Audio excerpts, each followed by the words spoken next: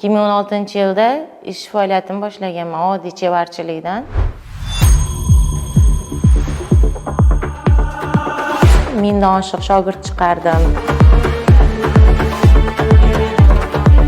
Hozir kichkinagina budka qilib olib, o'zi aka tadbirkorcha bo'ldi. Nogiron bola, bitta qo'li yo'q.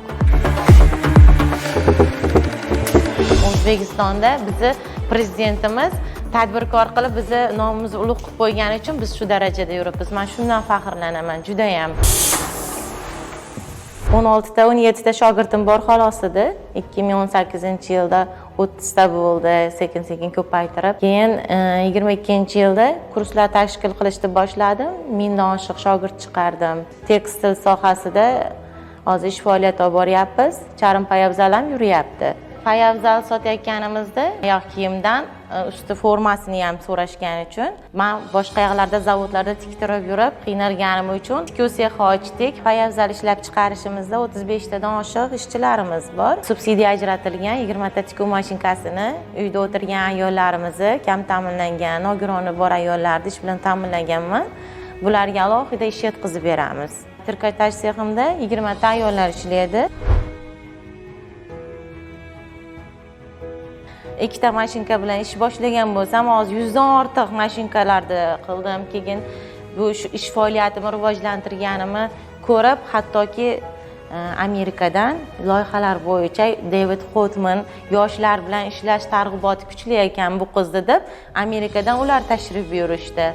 Yoshlarni tadbirkorlikka, biznesga o'rgatish bo'yicha o'quv markazini yana ham rivojlantirishga birga shartnoma qilganmiz. Farg'ona shahar mas'uliyati cheklangan jamiyati va Politexnikumda o'quvchilar bilan shartnoma qilib, hozir o'zimizning zavodda ham ularda o'qish faoliyati bor ketadi, ham bizda 30 tadan 60 ta o'quvchi berishyapti, ham ish o'rganadi, ham oylik olishadi, ham bularda tajribasi oshadi. Men juda xursand bo'ldim. Chiqargan shogirdlarim tadbirkorlik qilyapti-da.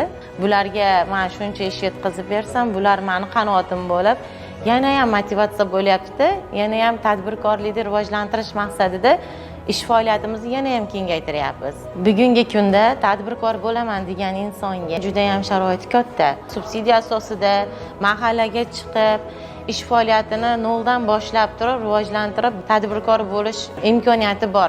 Nogironlarga motivatsiya o'tayotganimda shuni anglab yetdimki, bitta qo'li yo'q, bitta qo'lida u bola aytayapti-ki, "Opa, nima qanday qilib men biznesmen bo'lsam bo'ladi?" deyapti-da. Nima qilish kerak dedi. Kosibchilik qilishni bilaman dedi. Bo'pti dedim. Mahallaga boramiz. Imtiyozli kreditlar bor. Dastgohlarni olamizda, sizga bitta ustaxona ochamiz dedim. Hozir shu bola kichkinagina dastgohchalar olgan, qolipcha olgan, umurcha olgan. Hozir kichkinagina budka qilib olib, o'zi aka tadbirkorcha bo'ldi. Nogiron bola, bitta qo'li yo'q. Men tadbirkor bo'lganimdan juda ham faxrlanaman. Hunarim borligidan faxrlanaman. Davlatimizga, prezidentimizga katta minnatdorchiligimni bildiraman.